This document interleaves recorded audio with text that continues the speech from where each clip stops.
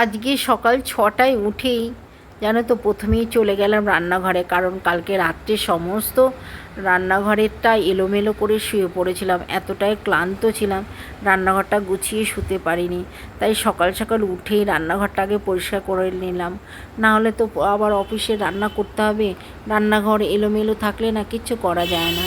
তাই তাড়াতাড়ি করে আমি সমস্ত যা বাসন ছিল, রান্নাঘর এলোমেলো যত সব কিছু ছিল, মশলা তারপরে বাসন সমস্ত ছড়ানো ছিল, সেগুলো গুছিয়ে টুচিয়ে নিয়ে গ্যাস ট্যাস পরিষ্কার করলাম, বাসন মাজলাম, রান্নাঘর মানে মুছে টুচে এবার সবজি কাটতে বসে পড়লাম। এখনও চা খাইনি, চা খাবো। তোমাদের দাদাভাই বাজারে গেছে, মেয়ে অনেক দিন পর আসবে।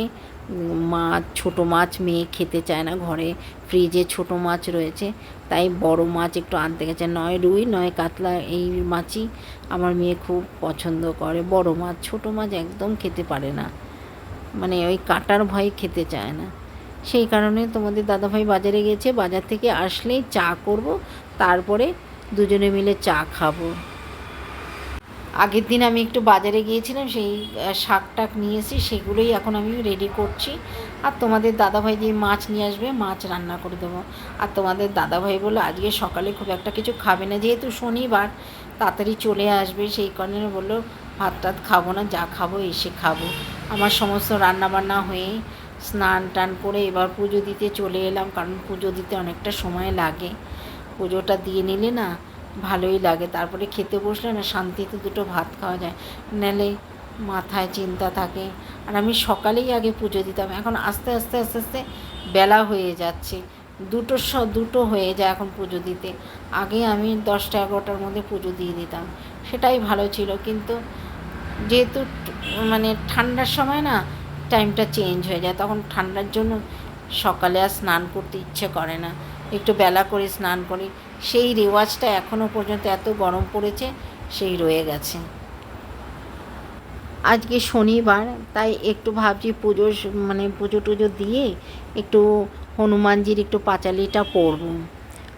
শনিবার মঙ্গলবার পড়ি, যেদিন আমার মনে হয় সেদিনই পড়ি। আমার কোনো বার বা দিনক্ষণ আমি অত চিন্তা করি না, প্রত্যেক দিন পারলে প্রত্যেক দিনই হনুমান চল্লিশা পড়তে থাকি। যাই হোক, আমার পুজো দেওয়া হয়ে গেছে, এখন দেখো খাবার নিয়ে বসেছি। আজকে বিশেষ সেরকম কিছু রান্না করিনি, একটু লাউ রান্না করেছি চিংড়ি দিয়ে, মানে চাল কুমড়ো, আর মাছ টাছ কিচ্ছু করিনি। ডাল করেছি, একটু ভাজা করেছি, ব্যাস আমার রান্না আজকে কমপ্লিট। আবার রাতে কি করা যায় সেটাই দেখতে হবে। দিনের বেলা যেরকম তেরকম ভাত খাওয়া যায়, কিন্তু রাত্রিবেলা রুটির সঙ্গে এক তরকারি হলেই হয়ে যায়, কিন্তু সেই তরকারিটা বেশ মজাদার করে করতে হয়, যে রুটি দিয়ে খাওয়ার মতো। সেই কারণে ভাবতে হয় কি তরকারি করব। যাই হোক, ব্লগটা আজকে এখানেই শেষ করলাম, নতুন ব্লগে তোমাদের সঙ্গে দেখা হবে, টাটা।